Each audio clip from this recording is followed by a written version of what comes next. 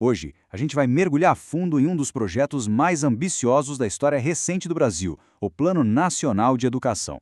Pensa só, uma tentativa super ousada de desenhar o futuro da educação do país por 10 anos inteiros. Mas como é que se constrói um plano desse tamanho? Vamos descobrir juntos. Pois é, essa é a pergunta de US$ 1 milhão, né? A pergunta que o Brasil se propôs a responder. E não é só sobre, sei lá, construir mais escolas ou contratar mais professores. É muito mais profundo. É sobre criar uma visão única, que funcione para cada criança, para cada jovem, para cada adulto, num país que é, vamos combinar, um continente. A tarefa é monumental, para dizer o mínimo. Tá, então, o que é esse tal de PNE na prática? Imagina que ele é tipo a planta de uma casa, só que a casa é a educação brasileira inteira. E o mais importante, não é uma sugestão, uma carta de boas intenções, é lei. Lei mesmo, a Lei 13.005. E ela bota no papel 20 metas bem claras, com mais de 250 estratégias para chegar lá. E olha, cobre tudo, viu? Desde a creche dos bebês até o diploma de doutorado. Mas ó, essa ideia não apareceu de uma hora para outra, não. Para a gente entender o peso, a importância desse plano de 2014, a gente precisa voltar um pouco no tempo. Porque a jornada para ter um plano de educação para o Brasil, nossa, foi uma luta de quase 100 anos. Tudo começou lá atrás, nos anos 30, com um pessoal muito importante do movimento da educação nova. A ideia foi tão forte que entrou na Constituição de 34. Só que demorou, viu? Demorou décadas para a coisa engrenar. O primeiro plano mesmo só em 62, e era mais um guia para distribuir dinheiro. O jogo virou de verdade em 2001. Ali, pela primeira vez, o PNE virou lei, com obrigação de cumprir. Foi isso que abriu o caminho para o plano de 2014, que é, sem dúvida, o mais completo e mais ousado de todos. E a criação dessa lei de 2014, nossa, não foi nada tranquila. Não foi um processo silencioso de gabinete. Foi um verdadeiro campo de batalha. Uma briga de ideias, sabe? Um debate super intenso que envolveu gente de todos os cantos da sociedade brasileira. E dá uma olhada em quanta gente diferente participou dessa conversa. Não foi só o governo lá decidindo tudo sozinho. Tinha sindicato de professor, tinha movimento estudantil, tinha movimentos sociais super importantes, como a Campanha Nacional pelo Direito à Educação. Até o setor privado entrou na discussão. Todo mundo ali debatendo, disputando, ajudando a construir o texto final. Foi de verdade um papo nacional. E que papo intenso, hein? Para ter uma ideia, a gente está falando de mais de 3.000 propostas de mudança só na Câmara dos Deputados. Imagina, cada artigo, cada meta, cada vírgula foi olhada com lupa, debatida, contestada. Isso dá a dimensão do nível de detalhe e da importância que todo mundo deu para esse plano. E aqui tem um exemplo perfeito do poder que esse debate todo teve. Olha só, a proposta original do governo era investir 7% do PIB na educação. Mas aí, com uma pressão gigantesca da sociedade e muita, mas muita discussão, o que ficou na lei foi a meta de 10%.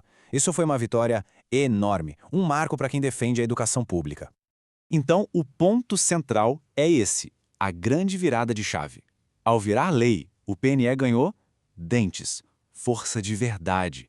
Ele deixou de ser só um papel com boas intenções e virou uma lista de obrigações. As metas agora podiam ser cobradas na justiça, sabe? Tinha peso de lei. Beleza? A gente já viu como o plano nasceu, toda a briga para ele existir.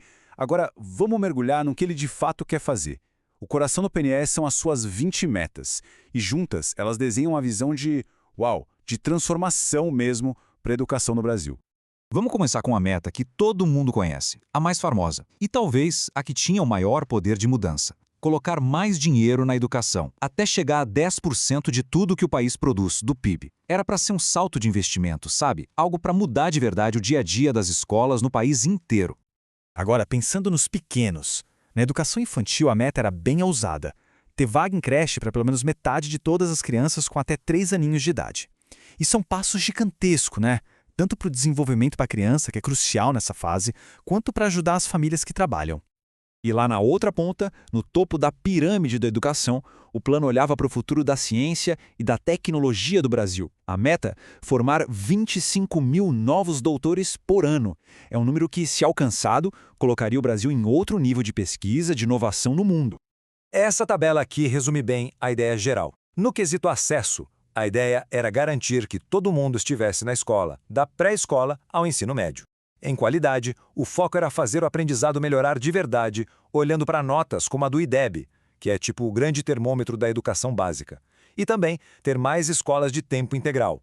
No pilar da equidade, o grande desafio era acabar com o analfabetismo e diminuir as diferenças, principalmente para quem mora no campo ou tem menos recursos.